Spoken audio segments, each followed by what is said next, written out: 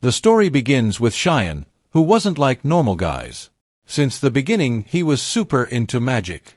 He once read somewhere that if he didn't get a girlfriend by the time he turned 30, he'd become a wizard. So he stayed single until 30, and when he finally tried doing magic, nothing actually happened. Completely crushed, he sat there feeling hopeless. And then out of nowhere, his chest started hurting, and he just died. Next thing he knew, he was reborn in another world. His older sister Marie was beyond happy to see him. Years passed in this new world, and Cheyenne kept trying to use magic, but no matter what he did, he couldn't do magic. He was constantly sad by this. One day while eating with his family, he asked his dad if monsters and fairies were real. His dad told him that they existed in this world. But he warns him to stay away from monsters. That got Cheyenne excited, so he immediately asked if magic exists in the world. But his dad hit him with the worst news: magic wasn't a thing here. No one had even heard of it. That completely crushed Cheyenne. Seeing him so down, Marie couldn't help but worry. Years passed, and one day, after practicing sword fighting, Marie sat down next to Cheyenne. He asked her why she trained so much, and she told him she was learning to fight so she could protect him, and it makes him realize how much his sister cares about him. That evening, Marie was practicing by the river for a long time when her friend Rose showed up. Rose asked if her brother was still at home studying like always, and that's when Marie realized Cheyenne had been obsessed with studying for years, probably because he was still searching for magic. Right then they noticed strange glowing lights coming from the river.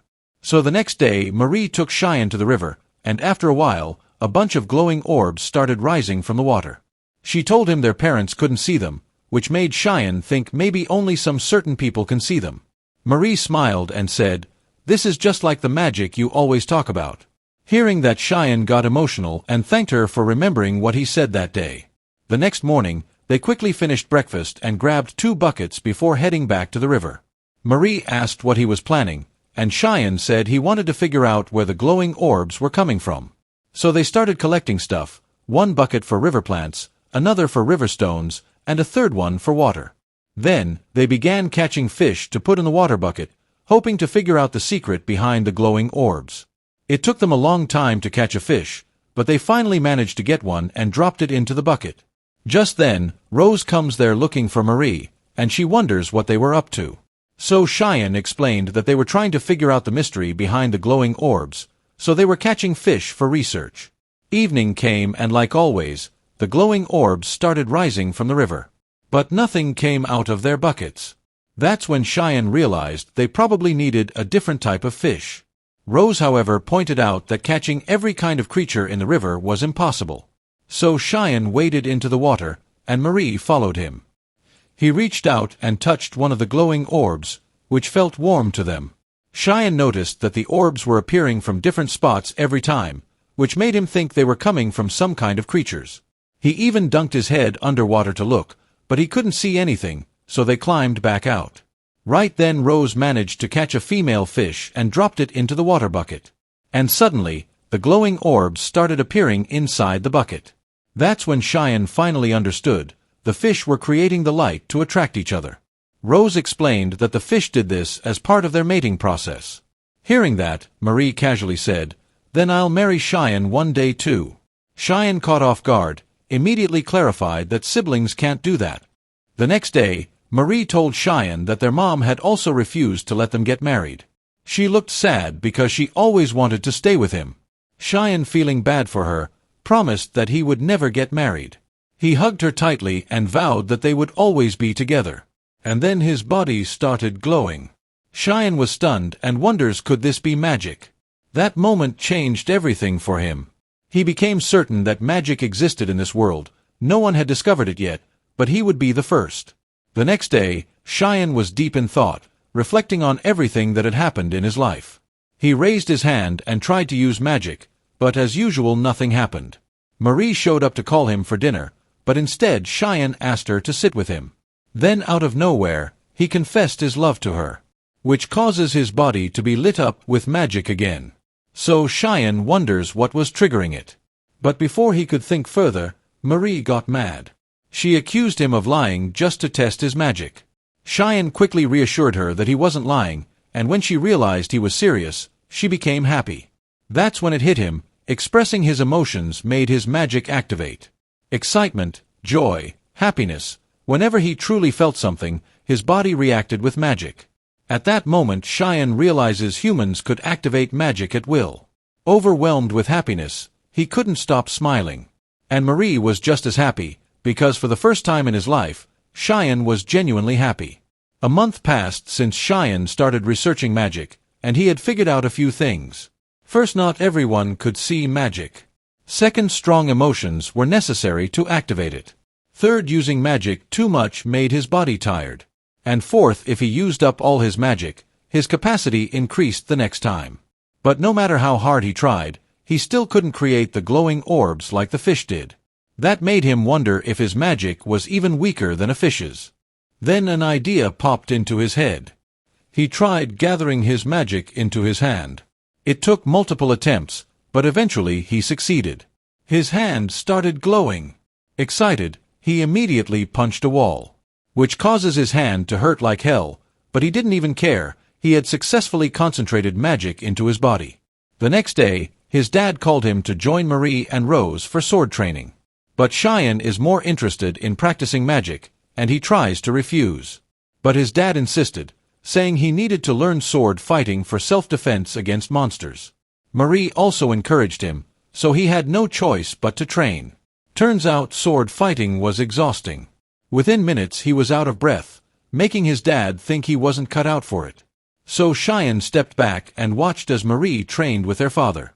She tried to outsmart him, launching a sneaky attack. But their father easily dodged it, and easily defeated her. But instead of scolding her, he praised her effort. And Marie, beaming with pride, looked happier than ever. Later, Cheyenne returned to his room and tried to release magic from his body. No matter how hard he focused, nothing happened. Just then, his father walked in and asked if he wanted to come with him to Istria City. Cheyenne, curious and excited, immediately agreed. They traveled as a family to the city, spending the whole day shopping in the busy marketplace. Eventually, their father took them to a blacksmith shop, where they met Grast, an old friend of his. Cheyenne's father asked about his order, and Grast brought out a brand new sword for Marie. Marie unsheathed it, eyes sparkling with excitement. She was absolutely thrilled. After finishing up, they all climbed into a carriage to head home. That's when Cheyenne noticed something strange, a man standing outside a shop, holding a cage. Inside the cage was a fairy. Cheyenne immediately turned to his father, asking about the shop. But his father tells him to stay away from that place. And Cheyenne quickly apologized for asking. But his eyes had already caught the sign above the shop's entrance. It read Fairy Cellar. As a guy is heading back to the village from the forest, a wounded man suddenly comes running and collapses near him, gasping that they were attacked by goblins. It's raining heavily that day, so Cheyenne and Marie are inside practicing magic.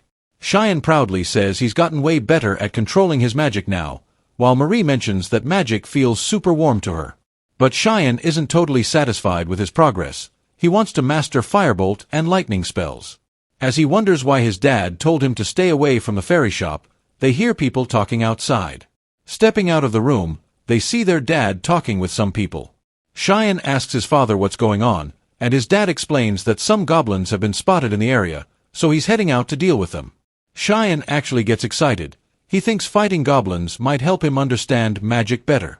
But then he notices how serious everyone looks, and even his sister's hand is shaking with fear. He thinks maybe goblins aren't just some weak monsters in this world. So he asks his dad, can goblins jump high or climb stairs to the second floor? His dad shakes his head. They're not that smart or strong. So Cheyenne quickly suggests that everyone should hide in second-floor rooms. His dad, impressed by his quick thinking, tells him to do just that before heading off. Cheyenne gathers the villagers and hides them in the second-floor rooms, making sure to block all the windows and doors with tables. Hours pass and their dad still hasn't returned. Then out of nowhere, a terrifying goblin sneaks into their house. To everyone's horror, it actually climbs the stairs and reaches the second floor. The goblin starts scratching at the doors with its sharp claws, making an eerie screeching sound. Everyone inside is terrified, but they stay completely silent. Eventually, the goblin seems to lose interest and starts walking away. But right then a loud thunderclap echoes through the sky and someone accidentally screams. The goblin immediately turns back. It now knows they're inside. So it starts slamming against the door, each hit making the wood crack. Within moments the door shatters, and the goblin steps in. Seeing the creature right in front of them, everyone freezes in fear. But the goblin laughs at their helplessness. Their mother comes forward to defend them, but she is too afraid to do anything.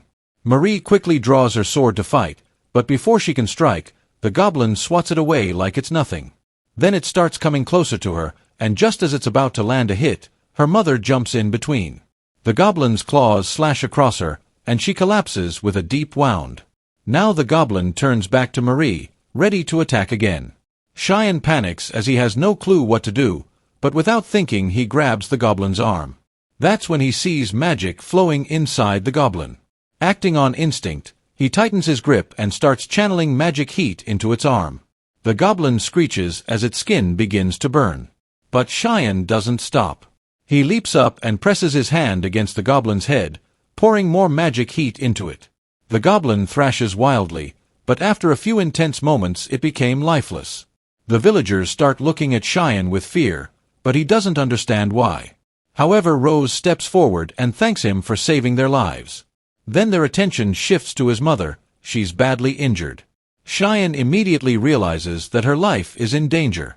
With the help of the villagers, he lays her down on a bed. But there's a problem. There's no doctor in the village. That's when he remembers the surgeries he's seen on TV. He quickly tells the villagers to bring sewing supplies, alcohol, and clean clothes. Cheyenne asks villagers if anyone knows stitching, and a lady steps forward. Cheyenne then asks the lady to stitch his mother's wound, but she hesitates, fearing it might make things worse. Cheyenne realizes that in this world, no one knows about stitching wounds. So he desperately pleads with her to trust him. After some hesitation, the lady finally agrees. They clean the wound with alcohol and heat the needle to sterilize it. The lady, though nervous, carefully stitches the wound. Just as they finish, their father knocks on their door. And he immediately brings a doctor. The doctor examines her injuries and is surprised. From the way the wound has been treated, it looks like a professional medical expert worked on it. Later, Cheyenne's father learns everything that happened, so he asks Cheyenne how he knows about medical treatment. Cheyenne hesitates to reveal the truth, so he says he doesn't know anything about it. His father then asks if he used magic to defeat the goblin, because years ago, Cheyenne had once mentioned something strange like magic. Cheyenne thinks their father might not believe magic exists, but Marie tells him that he's been researching magic. As expected, his father's expression darkens. He warns that if people find out about this, Cheyenne's life could be in danger. So he sternly orders him to stop researching magic. But Marie immediately tells him Cheyenne can't do that. Their father's anger flares as he warns magic is dangerous. But Cheyenne refuses to back down as he explains magic is his only dream. His father grows frustrated, warning him again. But then Cheyenne says if his research ever puts them in danger, he can disown. His father stares into his eyes. And in that moment he sees Cheyenne's determination. Realizing that his son won't give up, he finally sighs and agrees to let him continue his research. Cheyenne is overwhelmed with emotion and starts crying tears of joy. And his father promised to help him with his research. The next day, the three of them step outside the house. Then Cheyenne's dad sets some sticks on fire. Cheyenne gathers magic in his hand and brings it close to the fire. But as soon as he does, his hand starts burning. So his dad quickly poured water on him. Marie gets worried about Cheyenne, but he tells her that this experiment actually taught him something. Whenever he touches the yellow flames with his magic, the flame turns blue, and his magic starts burning. His dad can't see the magic, but he starts believing Cheyenne. Cheyenne feels like he's finally making progress with fire magic, and if things go well, he might soon be able to throw fireballs. He experiments again, and this time he learns that the fire doesn't change the temperature of his hand, and it stays blue. He asks his dad to throw in more sticks, and he repeats the experiment, but the result stays the same. He tries again and again in different ways, but nothing changes. Eventually, his dad tells him to take a break and goes to get him something to eat. Then Rose shows up, and Cheyenne tells her everything that happened. So she thinks his dad is really cool. Cheyenne thanks Rose for having his back after he defeated the goblin. Rose then asks about Marie, and Cheyenne explains that she's been practicing sword fighting since morning because the goblin incident really shook her. Cheyenne has learned a few things from his experiment. If he gathers more magic, the fire grows bigger. If his magic touches something with a higher temperature, it starts burning. If he doesn't concentrate magic in his hand, the fire doesn't change color. And if he wraps his hand in cloth while holding magic, the fire burns the cloth. But he's stuck on one big problem: how to actually use magic in the real world. He wonders how he can release magic from his body like the fish did. So Marie casually demonstrates how she releases magic from her body. Rose does it just as easily, leaving Cheyenne completely shocked. They both help him figure it out, and after trying a few times, he finally manages to do it. Cheyenne then grabs a lighter and steps outside. The moment he channels his magic into it, a fireball shoots up into the sky. He's thrilled by his success, and for the first time, even his dad can see the fireball. Cheyenne decides to name this technique Flare. A month passes as he practices, but he quickly realizes that he doesn't have enough magic to use Flare repeatedly. One day he notices his sister Marie. Her hands are covered in blisters. Their dad tells her to stop, but she keeps practicing sword fighting. Cheyenne also asks her to take a break, but she just gets upset and walks away. Cheyenne feels he is stuck with fire magic, so he decides to start researching lightning magic instead. He asks his dad about electricity, but his dad has never heard of it. When Cheyenne explains that it's like lightning from the sky, his dad remembers hearing something similar from Grast. So they plan a trip to the city. Cheyenne invites Marie to come along, but she just shows him her injured hands, then shuts the door on him. They meet Grast to learn more about it, and he tells them that lightning-infused stones can be found in the mines. But because of their electricity, extracting them is really difficult. Cheyenne then asks Grast if there are any rubber trees nearby, but Grast has never even heard of rubber. So Cheyenne asks about isinglass, and Grast brings him a small piece. Thinking it might help block electricity, Cheyenne requests a larger one. But Grast explains that big pieces are extremely expensive, which crushes Cheyenne's hopes. Seeing this, his dad promises to buy him a large piece of isinglass because he wants to see him succeed. They manage to bring the lightning stone home, and Cheyenne releases his magic toward it, which causes red electricity to start sparking around it. His dad thinks the experiment failed, but Cheyenne starts dancing with excitement. From this, Cheyenne realizes that magic isn't just about fire, it mimics whatever phenomenon it interacts with. That means he might be able to use any kind of magic in future. But he still can't figure out how to release electricity from his hands. Cheyenne keeps thinking about it until an idea pops into his head. Instead of releasing his magic in a round shape, he starts experimenting with different forms. Excited, he rushes to tell Marie, but she's not in her room. He goes outside to find her, and he spots her practicing sword fighting by the river. Cheyenne apologizes for trying to stop her from training, but Marie tells him she's not mad about that. What really bothers her is that she wanted to protect him, but when she faced the goblin, she froze in fear. She's angry at herself for being weak. She admits that she feels jealous of Cheyenne because he's gotten so much stronger than her. Cheyenne understands Marie isn't just training for herself, she's training to protect him. Feeling guilty, he hugs her tightly and apologizes again. Suddenly, their bodies start glowing, and magical orbs begin floating around them. Marie starts acting weird with Cheyenne, and Rose feels awkward seeing them like this. So Cheyenne tells her to stop doing that. Marie thinks he doesn't like her. So he explains he wants to conduct his experiments. And Marie decides to leave him alone. He then starts doing his research. As he continues to stretch his magical energy, he learns that it is becoming thinner. He then condenses it into a small orb, and it increases the power of the flare. He named it Gas Flare. He did the same experiment with electricity, but it only gave a little sparkle. Cheyenne gained the ability to alter the shape of his magic. So he used it to conduct an electric experiment, and the lighting came back towards him. The girls ask why that happened. So he explains it is natural since magic consumes magical energy. He feels he is on the verge of a breakthrough, but he couldn't figure out how to achieve it. His father and Grast come there looking for him. His father explains Grast used Cheyenne knowledge to mine lighting ores, and he apologized for not asking for his permission. but tells him he has no problem with that. So Grast is surprising that he is not acting like America. His father then mentions they have a bigger problem, and they take him to the storeroom, where Grast has stored all the lighting ores. It turns out they're not convenient as light sources, so he is having trouble selling them. So he requests Cheyenne to find a way to sell them, because he has only 3 days' permission to keep them here. Cheyenne promises to do what he can, and he wonders why he spaced out lighting ores. Grast shows him what happens when they are close. So Cheyenne advises him to turn the ores into metal, and Grast did just as he said. Cheyenne then touches one metal to another, and he notices the lighting has stopped.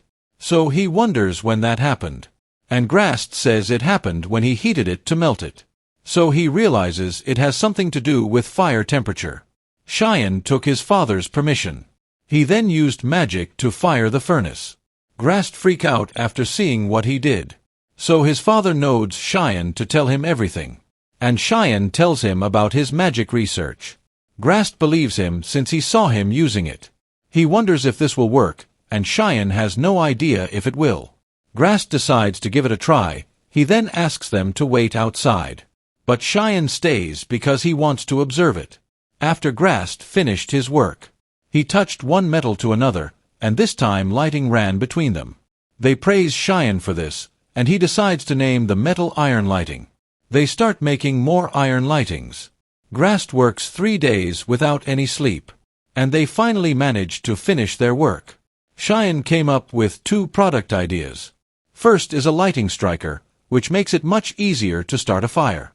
Second is a lighting lamp, which works way better than a normal lamp. And his parents are proud of how impressive their son is. Cheyenne worries that Marie will again get jealous, but she is happy how amazing her brother is. Grast thinks Cheyenne is amazing for inventing such stuff. As he is about to say something, his father shouts at him to stop. So Grast apologizes for running his mouth wild. But Cheyenne wonders what Grast wanted to say. Everyone becomes awkwardly silent for a moment. So his mom reminds them it's time for lunch. Lighting lamps and strikers quickly became popular, and they sold out immediately. As they head back home, Cheyenne reveals he has found a new inspiration, and he wants to make something with the iron lighting. Next day, Cheyenne begins his experiment. He covered a lit candle with a glass. When he removed it, the candle fire went off. He then lit the candle using his magic, and again covered it with glass. But this time the fire doesn't go off. So girls wonder if flame magic doesn't require oxygen. So Cheyenne guesses magical energy enhances the natural phenomena, and its mean flare is different from a normal fire, because it uses magical energy as its fuel. He suddenly gets an idea. He fired a flare in the sky, and asked Marie to send magical energy at flare. As Marie shoots a magical orb at it, it explodes like blasting powder. Marie gets blown away by the blast, so Cheyenne helps his sister. Rose asks if he knew it would blast, and Cheyenne denies knowing it would happen. So they wonder why that happened. Cheyenne starts thinking about all the results of all of his experiments, and he realized something. So he fired magical energy at the lighting orb, and he understands why magical energy reacted the way it did. The girls ask what he discovered. So he reveals magical energy has the same function as air. His lighting magic experiment had signs of wind resistance, and it worked as fuel for the candle. It amplifies characteristics of physical substances it comes into contact with, and he named the combination of magic as compound magic. Cheyenne is happy he took a huge step forward. Finally, Grast brings the item he requested him to make.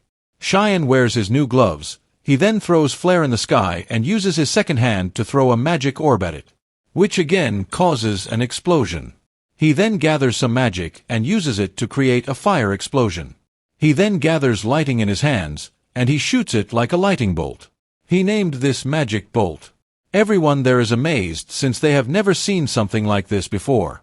But Cheyenne begins to cry because he can now use magic. Marie thinks he is just a crybaby. Cheyenne wakes up at midnight to go to the toilet. As he came downstairs, he heard his parents' voices. So he starts eavesdropping on their conversation.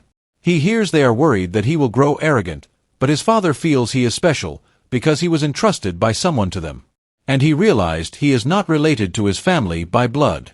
Next day, Cheyenne begins practicing his magic. He fires a lightning bolt at a wooden piece, completely shattering it into pieces. He has gotten much better at controlling it now, and his sister praises him for his achievements. Meanwhile, Cheyenne remembers what he heard last night. Now that he knows they are not blood-related, he becomes embarrassed as he recalls Marie wanting to marry him. Later that night, the thought of his relationship with Marie continues to bother him. As a result, he decides to devote himself to studying magic. Through his experiments, he discovers that combining concentration and amplification of magical energy results in a big explosion, which he names Twin Flare. Additionally, the same combination transforms a normal bolt into its highest form, which he named Line Volt. Next day, Cheyenne shifts his focus to experimenting with water. He releases some magic inside it, wondering if the magical energy will take on the properties of water, but instead it reacts with the air inside. The girls confirm they didn't see any difference, so Cheyenne begins to wonder why it didn't react the same way it did with fire and lightning.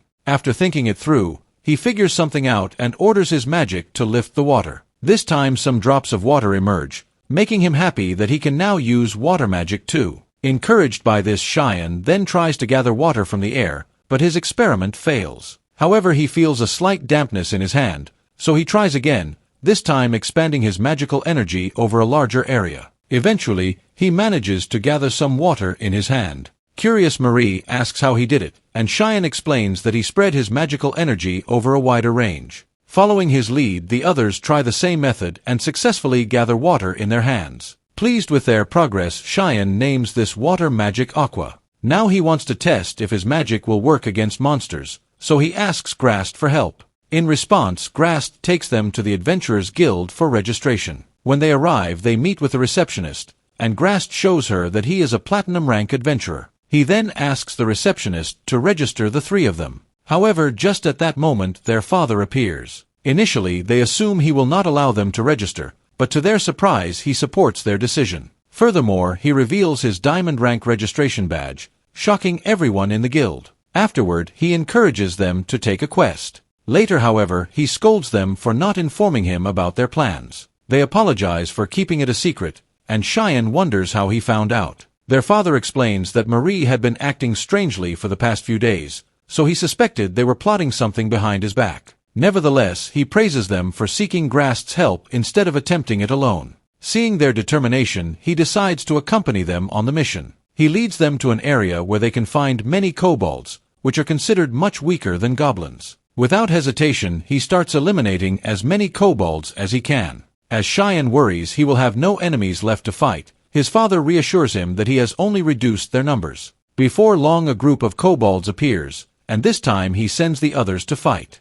Cheyenne quickly uses his bomb flare magic to attack, effortlessly taking out many. However, when one gets too close to him, Marie steps in to defend him. In response, Cheyenne casts Line Volt, defeating 2 more kobolds. Yet just as they think the battle is over, one sneaks behind the girls. Reacting swiftly, Cheyenne launches his twin flare attack, eliminating the last kobold. Ultimately, they manage to defeat all the kobolds, but the intense battle leaves them completely exhausted. Afterward, their father praises them for their efforts and instructs them to move to another den. Once again, they manage to defeat all the kobolds, but this second battle drains them even more. Seeing their fatigue, their father tells them to rest while he collects materials. As they take a break, Cheyenne notices something inside the kobold's hut. Curious, they head inside and discover a fairy trapped in a cage. Without hesitation, they decide to set it free. As soon as they open the cage, the fairy releases some magical orbs from her mouth, then flies out and heads home. Later, when they return home, their mother immediately notices their worn-out condition. Their father tries to avoid her, but she doesn't let him off easily and teaches him a good lesson. She reveals that their father had already informed her about everything, but admits that he pushed them too hard. Because of this, she is angry with him. At the same time, she kindly reminds them not to push themselves too much either. In response, they sincerely apologize for not informing her before leaving.